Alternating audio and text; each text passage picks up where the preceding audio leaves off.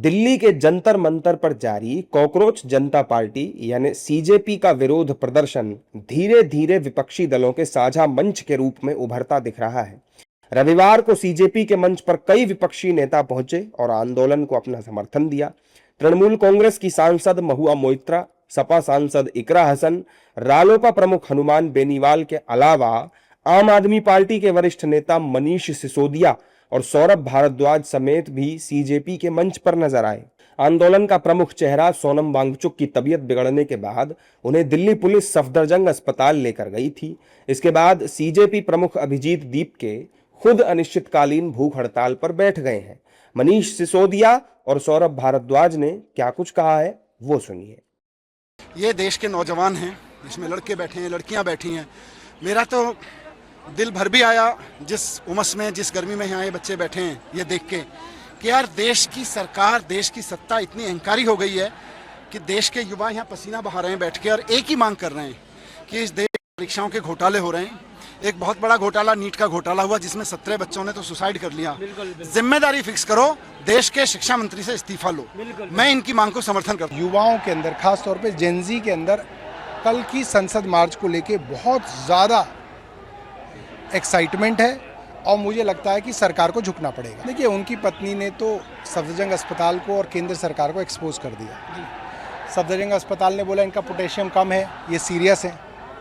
उन्होंने blood test की report निकाली और वो कह रहे हैं कि इनका तो पोटेशियम ठीक है।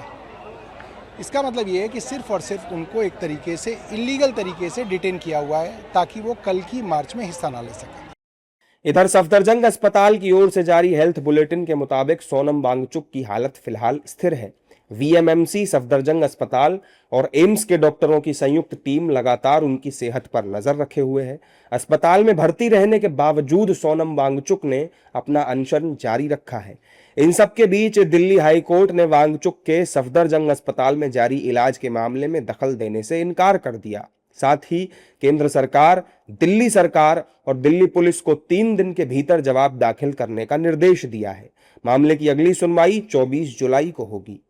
इस बीच जम्मू कश्मीर के पूर्व मुख्यमंत्री फारूक अब्दुल्ला सफदरजंग अस्पताल पहुंचे और सोनम वांगचुक से मुलाकात की। बाहर निकलकर उन्होंने सरकार की कार्रवाई पर सवाल उठाए और लोकतांत्रिक विरोध के अधिकार की बात कही। मगर आज जो हालत है, मैं भारत के लोगों से कहना चाहता हूँ, भारत बचाना है तो भारत की जमहूरियत को बचाना है। भारत हम सबका है, एक का नहीं है। तभी तो ये इतना आबाद है और हम चाहते हैं कि भारत आबाद रहे, इसमें वो जमहूरियत रहे और लोगों की कदर हो। वो कदर आजकल गायब दिखती है और मुबारक करता हूँ ये सपूत में जो अपनी जान पे खेल रहा है अपने लोगों के मकसद के लिए। तो भारत से कोई अलग नहीं है, मगर भारत को जिंदा रखने के लिए ऐसे लोगों की जरूरत है। हम भी जंतर मंतर में बैठना चाहते थे, हमें इजाजत नहीं दे रही। ये हालत है यार, कहाँ हो क्या उस भारत को, गांधी के भारत को हो क्या गया? क्या हम मर गए? हमारी आत्मा मर गई है? आज भी तो गांधी है। दूसरी ओर सीजेपी ने 20 जुलाई को जंतर मंतर से संसद तक संसद चलो मार्च का ऐलान किया है। पार्टी परीक्षा प्रणाली में जवाबदेही और केंद्रीय शिक्षा मंत्री धर्मेंद्र प्रधान के इस्तीफे की मांग कर रही है। दिल्ली पुलिस का कहना है कि मार्च या संसद के आसपास प्रदर्शन की किसी भी तरीके से अनुमति नहीं ली गई है।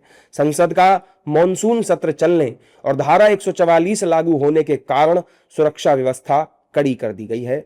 दूसरी ओर जम्मू कश्मीर नेशनल कॉन्फ्रेंस ने भी 20 जुलाई को जम्मू कश्मीर को पूर्ण राज्य का दर्जा बहाल करने की मांग को लेकर दिल्ली कूच का ऐलान किया है। मुख्यमंत्री उमर अब्दुल्ला के नेतृत्व में होने वाले इस कार्यक्रम को कांग्रेस समेत कई विपक्षी दलों का समर्थन मिलने की बात कही जा रही है। ऐसे में राजधानी में सुरक्षा एजेंसियां अलर्ट मोड पर हैं। अब सबकी नजर 20 जुलाई पर है। एक तरफ सीजेपी का संसद कूच, दूसरी तरफ नेशनल कॉन्फ्रेंस का दिल्ली प्रदर्शन और विपक्षी दलों की बढ़ती सक्रियता। ऐसे में राजधानी में सुरक्षा व्यवस्था के साथ साथ इस आंदोलन के राजनीतिक असर पर भी देश भर की नजरें टिकी हुई हैं।